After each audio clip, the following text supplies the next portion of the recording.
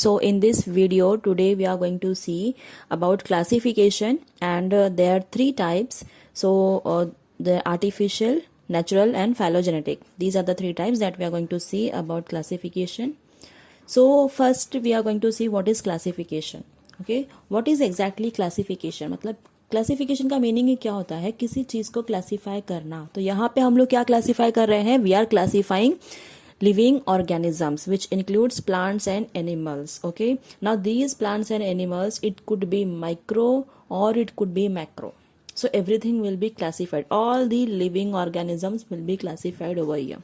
So it is the arrangement of organism or groups of organisms in distinct categories in accordance with a particular and well established plan. So जो भी organisms हैं उनको क्या करना, एक particular group में करना, उनको डिफरेंट डिफरेंट कैटेगरीज में रखना, उनके जैसे कैरेक्टर्स हैं. ओके, वो कहाँ, उनका जो इवोल्यूशनरी लाइन है वो कहाँ से आया है, उनके कैरेक्टर्स कैसे दिखते हैं. So everything is included.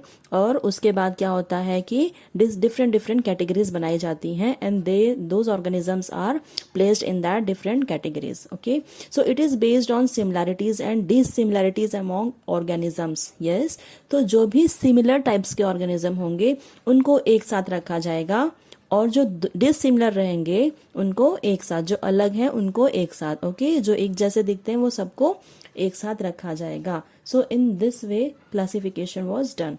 Now this classification are of three types. So first is what? Artificial classification, second natural classification and the third is phylogenetic classification. इस ढंग से classification भी क्या हुआ है, differentiate हुआ है. Now first we are going to see artificial classification. Now what does it mean? Artificial का मतलब क्या कि यहाँ पे ये जो आर्टिफिशियल क्लासिफिकेशन है, it is based on few easily observable and non evolutionary features such as habitat, colour etcetera. These things are you can say कि observed in this artificial classification. Now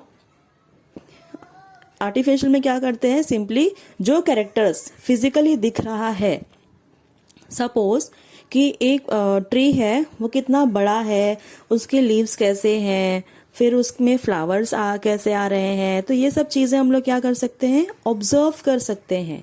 okay, जो भी चीजें observe की जा सकती हैं उन्हें देखकर, वो कैरेक्टर्स को देखकर उनको डिफरेंशिएट किया गया, उनके रूट्स कैसे हैं.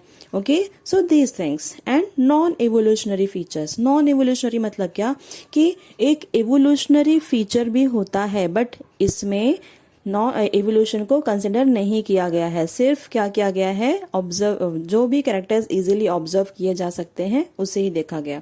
हैबिट भी ऑब्जर्व कर सकते हैं ना, नो डाउट कि वो पर्टिकुलर प्लांट, ये तो एनिमल है तो वो कौन से एरिया में रहता है, इन which area it survives.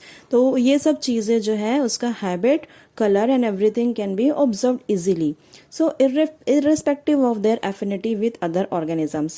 Irrespective of their affinity मतलब क्या, affinity meaning का क्या होता है, relationship. तो उनका दूसरे organism से relationship कैसा है, these things also were not observed.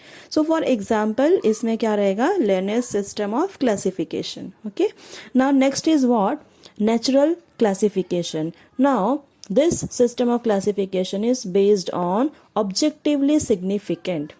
Now what does it mean? Objectively significant मतलब क्या होता है, objectively मतलब क्या होता है कि which is based on fact, okay, but not on the personal belief. ऐसा नहीं है कि चलो हमने ये मान लिया, ऐसा नहीं है. यहाँ पे वो जो माना गया है, माना हुआ चीज तो यहाँ पे रखेंगे ही नहीं. Okay, it is not considered. So what is done over here कि whatever things are true which can be proved, वही चीजें यहाँ पे consider की जाएंगी. Okay, which is based on fact not on the personal belief. इसका मतलब क्या होता है, objectively significant. So now here what we can say, the example is Bentham and Hooker's classification system. Now next is phylogenetic classification.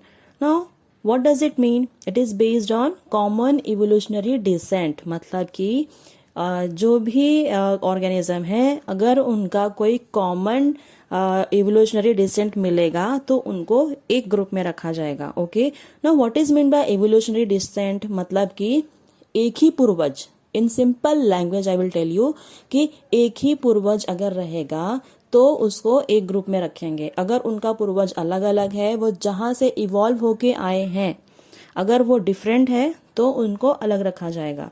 Okay, अगर उनका जो पूर्वज है वो एक ही है तो उनको एक ग्रुप में रखेंगे।